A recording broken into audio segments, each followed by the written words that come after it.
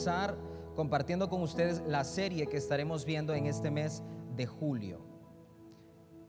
Yo te quiero pedir, no te pierdas esta serie acerca de los últimos tiempos. Ya llevamos 3 años consecutivos en CCI Jóvenes, donde apartamos un mes al año para hablar acerca de este tema tan importante que es los últimos tiempos, y siempre aprendemos muchísimo.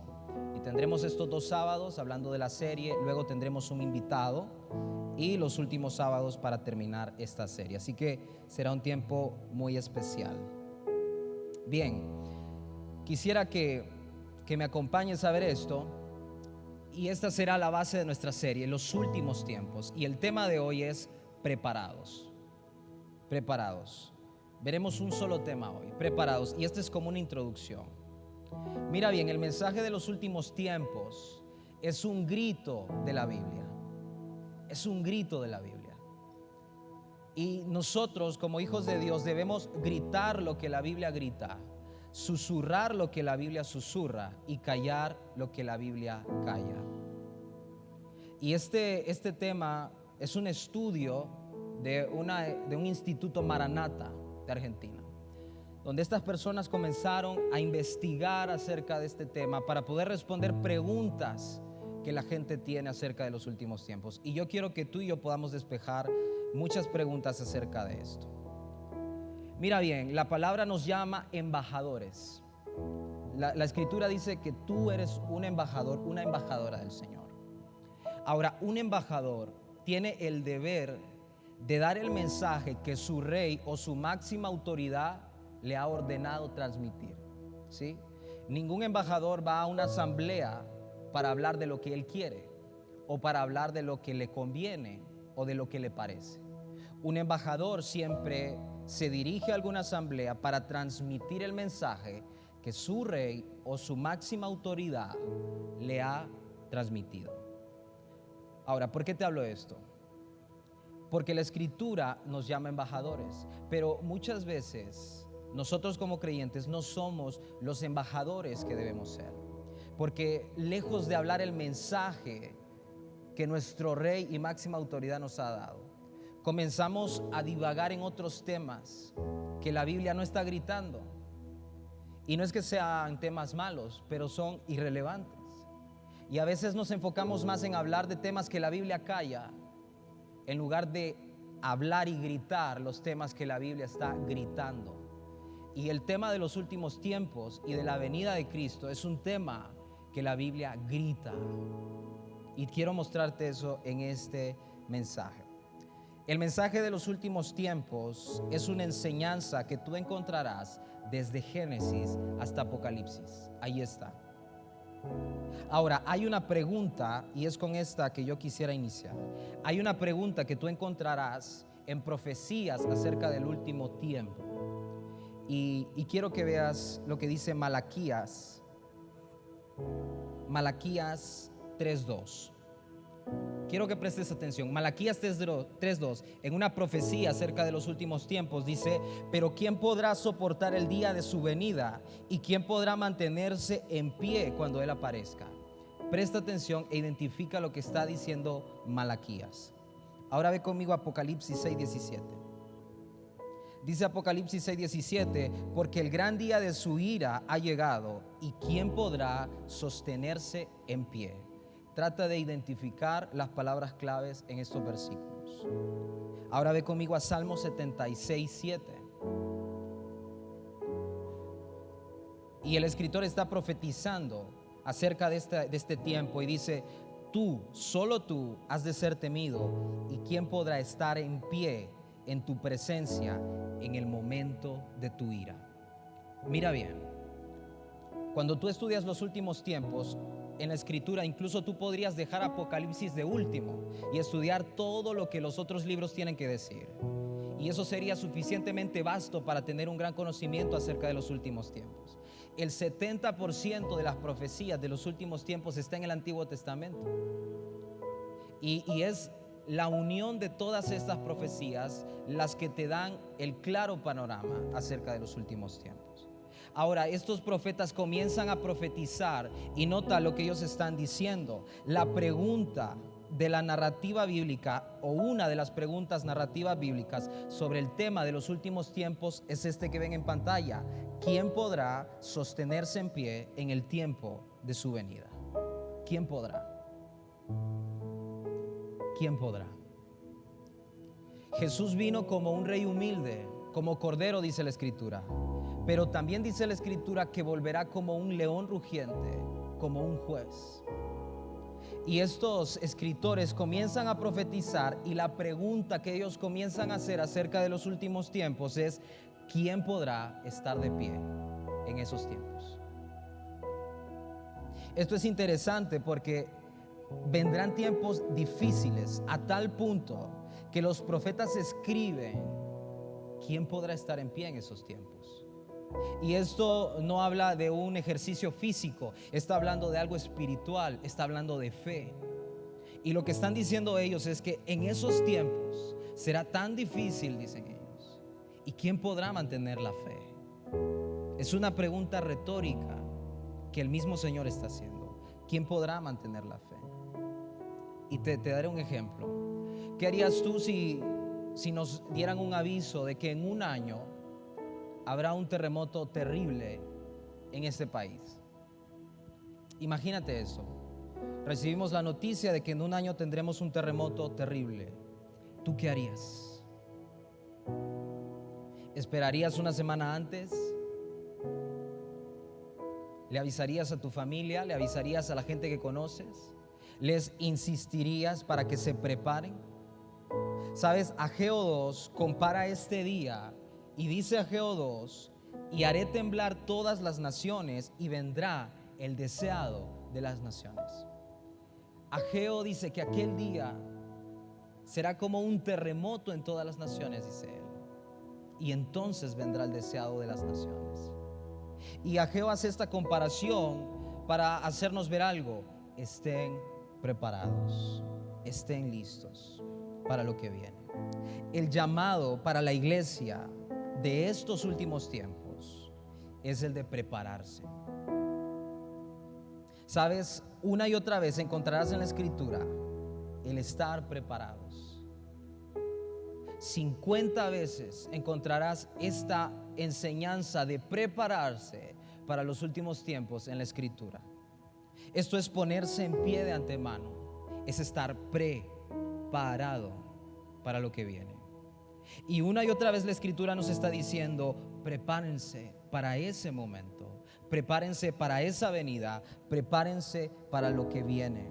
Tenemos que tomar la postura espiritual que Jesús nos dijo que debíamos tomar, y esa postura es estar preparados, listos para que cuando aquel terremoto espiritual surja, seamos los primeros en haber advertido y en estar listos para aquello que vendrá. Ahora, un mal muy común en la iglesia de Cristo a lo largo de toda la historia es que no reconoce los tiempos que vive. Tú lo puedes ver cuando estudias la historia de la iglesia. Jesús mismo lo dijo en Lucas 12:56. Mira él cómo le dice a su propio pueblo. Él le dice a su pueblo: hipócritas, les dice. Si saben discernir el aspecto del cielo y de la tierra, ¿cómo es que no saben discernir el tiempo que están viviendo? Miren la pregunta que está haciendo Jesús a su mismo pueblo. ¿Cómo es posible, dice el Señor, que no reconozcan los tiempos que están viviendo? Esa misma pregunta es para ti y para mí. ¿Estamos preparados? Pero sabes, en estos tiempos, en estos últimos tiempos, Dios preparará a su iglesia. Dios va a despertar a su iglesia con unción del Espíritu. Y Él va a preparar hombres y mujeres que van a estar listos, y no solo van a estar listos, van a comenzar a gritar lo que la Biblia está gritando y callar lo que la Biblia está callando. Hombres y mujeres que no van a perder el tiempo en temas triviales y van a comenzar a decirle a todo mundo: Él viene, prepárate, Él viene, debes estar listo. Porque todas las profecías que hasta la fecha se han dado de los últimos tiempos, escucha esto, todas se han cumplido. Y es asombroso cuando tú las estudias y tú dices: esto es fuera de este mundo. Es increíble. Para Cristo, para la Trinidad, era sumamente importante que sus discípulos conocieran este tema. Y por eso en los evangelios verás que hay una gran porción de ellos que Jesús dedica a explicar el tema de los últimos tiempos, suficiente para que tú y yo conozcamos lo que debemos saber acerca de ellos. Pero bien, quiero hacerte una pregunta. ¿Por qué tú y yo debemos estudiar los últimos tiempos? ¿Por qué debemos estudiar? Y quiero responderte en 3 puntos eso. ¿Por qué tú y yo debemos estudiar los últimos tiempos? En primer lugar, escucha esto, porque ya iniciaron. Cuando hablamos de los últimos tiempos o de la venida de Cristo, creemos que es un evento nada más del momento, pero no nos damos cuenta que esto es una suma de eventos y hechos que comenzarán a acontecer con más agresividad. Ahora, ¿cuándo iniciaron los últimos tiempos? Los últimos tiempos iniciaron desde la muerte y resurrección de Cristo. Este es el primer evento escatológico y desde ahí comienzan una serie de eventos que hasta la fecha se han ido aumentando. Sabes, el apóstol Pedro ubicó el día de Pentecostés dentro de estos tiempos finales, cuando él cita a Joel y dice: en los postreros tiempos se derramará el Espíritu de Dios sobre toda carne. También Juan habló acerca de esto cuando habló del anticristo. Dijo aquella influencia espiritual de la que han escuchado que ya está en el mundo. Y Juan lo que está diciendo es: aquello que habían oído que vendría ya está aconteciendo. También el escritor de Hebreos nos dice en Hebreos 1 del 1 al 2: en estos últimos tiempos Dios nos ha hablado por su Hijo. Los últimos tiempos empezaron desde la muerte y resurrección de Cristo hasta la fecha. Y Jesús nos dio las características que se iban a ir aumentando cuando se fuera acercando su venida hacia esto. Entonces, en primer lugar, porque ya iniciaron. ¿Por qué tú y yo debemos estudiar los últimos tiempos? Porque ya iniciaron. Ya iniciaron. En segundo lugar, escucha esto: porque la generación de los últimos tiempos es la más destacada por las Escrituras y es la más descrita en el plan de Dios. Y tú y yo entramos en estas últimas generaciones por la narrativa bíblica. En segundo lugar, porque la generación de los últimos tiempos es la más detallada. Y quiero que escuches esto. La Biblia nos enseña que el mundo cada vez será más mundo, pero gloria a Dios porque la iglesia cada vez será más iglesia y gloriosa. Esto es porque Jesús y Dios nos enseñó que Él perfeccionaría su obra hasta el día de Jesucristo, que es el último tiempo. Así que el Señor cumplirá su palabra y Él sigue perfeccionando a su iglesia. Es por eso que tú y yo ahora tenemos acceso a revelaciones espirituales que antes no teníamos. Y ahora tenemos un conocimiento vasto acerca de la palabra que hace años no había. Porque el Señor está cumpliendo su palabra y Él está perfeccionando su iglesia. Y entre más cerca esté este día, más entenderemos aquellos que estudien la palabra y que busquen a Dios. Presta atención a esto. Habrá un avivamiento en la iglesia para los últimos tiempos. Pero así como habrá un avivamiento en la iglesia, también habrá un avivamiento en las tinieblas. Esto cuando Jesús nos habla de los últimos tiempos y también nos habla de una parábola de la cizaña y el trigo. Jesús nos está enseñando: habrá un despertar espiritual, pero también habrá un despertar de las tinieblas. El mundo será más mundo y la iglesia será más iglesia. No hay pérdida en esto. Satanás es un imitador y él irá también perfeccionando su obra hasta aquel día. Y tú y yo debemos saber esto. Esta es la segunda razón por la que tú y yo debemos estudiar los últimos tiempos. Y en tercer lugar, tú y yo debemos estudiar los últimos tiempos porque la Biblia nos ordena, no nos sugiere, no nos aconseja, nos ordena que estudiemos el mensaje de los últimos tiempos para estar listos. Dice Apocalipsis 1:3: bienaventurado, sea 3 veces bendito el que lee y los que oyen las palabras de esta profecía y guardan las cosas que están escritas en ella, porque el tiempo está cerca. El tiempo está cerca. Hay 150 capítulos en la Biblia que hablan sobre los últimos tiempos, la segunda venida de Cristo y el reino de Dios en la tierra. Saben, esto representa el 26% de la Biblia. una gran parte de la Escritura. En los 260 capítulos, no versículos, capítulos del Nuevo Testamento, el regreso de Cristo se menciona 318 veces, más de una vez por capítulo en promedio. Es un tema principal en toda la Escritura. Un tercio de todas las profecías que hay en la Biblia están enfocadas a la segunda venida de Cristo, y encontrarás más remarcado el mensaje de la segunda venida incluso que el de la primera. De las más de 650 profecías que hay en la Biblia, la mitad se trata de Cristo, y de esas 330 profecías dentro de estos pasajes sobre Él, 225 hablan acerca de su segunda venida.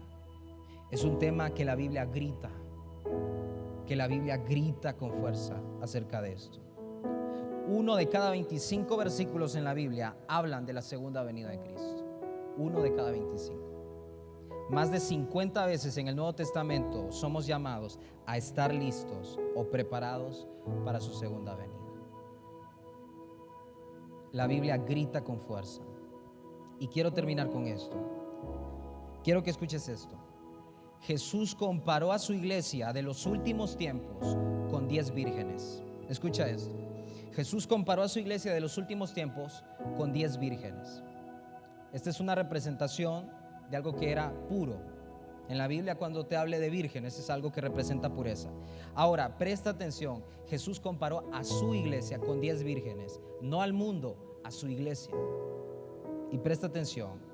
De esa parábola tú encontrarás que 5 de ellas tenían aceite y 5 de ellas estaban dormidas y sin aceite. El aceite representa el espíritu y el dormir representa a alguien que está ahogado por los afanes y el pecado del mundo. 5 se fueron con el novio, que representa a Cristo, y 5 no fueron reconocidas. 5 estaban velando, estaban esperando a su novio, y 5 se cansaron de esperar el regreso. 5 estaban alegres de oír la voz de aquel que venía, y 5 tuvieron miedo y preocupación cuando escucharon la voz de aquel que venía. Jesús comparó a su iglesia. ¿Sabes qué está diciendo él? En aquel día unos estarán preparados y otros no, dice el Señor. Unos estarán despiertos, otros estarán dormidos. Unos tendrán su espíritu lleno de aceite, otros se habrán quedado sin aceite. Unos estarán listos, preparados, esperándome, otros se cansarán de esperar, dice el Señor. Unos se alegrarán al oír todo lo que está aconteciendo, y otros tendrán miedo y se preocuparán. ¿Sabes? Cuando Jesús habla en Apocalipsis y Él dice, yo estoy a la puerta y llamo, este es un versículo muy mal utilizado, que muchas veces se ha utilizado para evangelizar, pero el Señor le está hablando a su iglesia. Era irónico porque esta es una iglesia que necesitaba ser evangelizada. Y el Señor le estaba diciendo a la iglesia, yo estoy a la puerta y llamo, y si abren, yo entraré, dice el Señor. Una y otra vez en la Escritura se nos está llamando a estar listos, a estar preparados. Cuando Jesús habla de los últimos tiempos, Él usa una frase y es velad, o sea, esperar. Y esta frase significa, escucha esto, renunciar al sueño de la noche para seguir trabajando. Eso significa velar. Y Él dijo, velen y esperen mi regreso. O sea, renuncien al sueño de la noche para seguir trabajando. Esto es algo metafórico. No es que vas a estar desvelado todas las noches esperando. Significa que tu espíritu esté despierto, esperando. ¿Y cómo sabes si tú estás despierto o despierta esperando? Una persona que tiene una vida de intimidad con Dios está despierta. Que todos los días aparta un tiempo para orar y buscar a Dios en su palabra. Esa es una persona despierta. Esa es una persona que está esperando al que viene, que está preparada y preparado. Aún con todo lo que te golpea en la vida, aún con todas las dificultades, estás despierta y estás despierto esperando a tu amado, el que viene. ¿Sabes? Dijo el Señor, aquel día sorprenderá a algunos, dice el Señor. Sorprenderá a muchos cuando venga. Así que, ¿estás preparado para su venida? ¿Estás preparado para lo que viene? Cuando alguien dice, eso no es cierto, eso no es real, ¿Has estudiado la historia de la iglesia y todo lo que el Señor profetizó y todo lo que se ha cumplido? Cuando tú te vuelcas hacia la historia de la iglesia y ves todo lo que ha ocurrido, es imposible no creer. Es imposible no creer. Señor, oramos por una iglesia que cada vez es más iglesia. Oramos por jóvenes que cada vez son más iglesia, la iglesia de Cristo. Oramos por chicas que estarán preparadas, aún en medio de todo lo que tengan que vivir, estarán preparadas. Su espíritu listo, buscándote, hablando contigo, listas para recibirte. Oramos por hombres que estarán listos, preparados, aún en medio de sus luchas con el sistema, estarán listos. Oramos por una iglesia que cada vez será más iglesia, porque tú prometiste: perfeccionaré mi obra hasta el día de Jesucristo, y tu obra será perfeccionada, Señor. Oramos para ser parte de tu obra. Si tú estás ahí, dile al Señor: yo quiero ser parte de tu obra. En una plática personal con Dios, díselo: yo quiero ser parte de tu obra. Perfecciona tu obra. Aviva tu obra, Señor, en medio de los tiempos. Dala a conocer. Deja que el Señor te procese. Deja que el Señor te tome y comience a perfeccionarte tu mente, tu corazón, tu alma, tu forma de ver la vida, las heridas que traes, los daños, las malas decisiones. Deja que el Señor comience a procesarte y que Él comience a perfeccionar su obra en tu vida. Oramos en el nombre de Jesús, una iglesia que es procesada, una iglesia que es perfeccionada. Ahí donde estás, dile al Señor: nadie lo puede hacer por ti. Señor, perfecciona tu obra en mi vida. Perfecciona tu obra en mi vida. Déjame ser parte de esa obra que estás perfeccionando. Aquí está mi corazón, dile al Señor. Aquí está mi mente. Aquí están mis heridas. Aquí están mis malas decisiones, aquí las traigo. Perfecciona tu obra. Si tú dijiste que la perfeccionarías hasta el día de Jesucristo, aquí estoy, dile al Señor. Aquí estoy, roto, rota, dispuesta y dispuesto. Perfecciona tu obra. En el nombre de Jesús oramos, Señor, por una iglesia que es perfeccionada hasta el día de Jesucristo. Por una iglesia que sabe buscarte. Por una iglesia que sabe perdonar. Por una iglesia que sabe amar, que sabe hablar tu palabra en medio de los tiempos que se están viviendo, Señor. Si tú deseas que el Señor te tome y perfeccione en tu vida, díselo ahí donde estás con tu boca: perfecciona tu obra en mi vida, Señor. Tómame, perfeccióname, Señor. Perfeccióname hasta el día de Jesucristo. Dile al Señor: yo quiero ser tu obra en proceso hasta que aquel día llegue. Yo quiero ser tu obra en proceso, Señor, hasta que venga el deseado de las naciones.